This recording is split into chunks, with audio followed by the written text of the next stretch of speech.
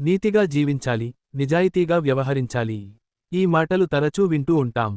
అయితే అవి మాటల వరకే పరిమితం. ఈ రోజుల్లో ఎంతమంది నీతిగా, నిజాయితీగా ఉంటున్నారు అనేది అందరికీ తెలిసిన విషయమే. అయితే దీనికి భిన్నంగా మాటలు చెప్పడం కాదు, చేతల్లో అది చూపించాలి అనే దానికి నిజమైన రుజువుగా నిలిచింది కేరళకు చెందిన స్మిజా మోహన్. ఆమె చాలా కష్టాల్లో ఉంది. కాని నిజాయితీని మాత్రం విడిచిపెట్టలేదు. ఆమె చూపించిన నిజాయితీకి అందరూ ఆమెకు చేతులెత్తి నమస్కరిస్తున్నారు. కేరళలో లాటరీ టిక్కెట్లు అమ్ముతూ కుటుంబాన్ని పోషించుకుంటోంది స్మిజా. ప్రతిరోజూ కొన్ని టికెట్లు మిగిలిపోవడం సహజమే.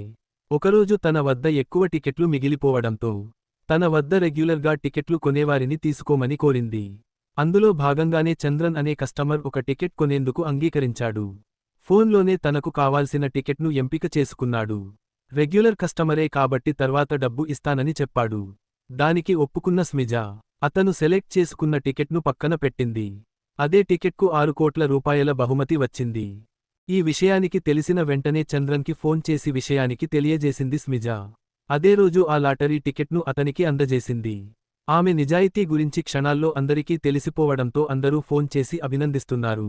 దీనిపై స్పందించిన స్మిజా నిజాయితీయే అన్నిటికంటే ముఖ్యమని చెప్పింది. కస్టమర్లు లాటరీ టికెట్స్ కొనడం వల్లే తన జీవనం సాగుతోందని తెలిపింది.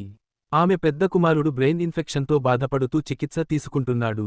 చిన్న కుమారుడికి క్యాన్సర్. ఆమెకు డబ్బు ఎంతో అవసరం.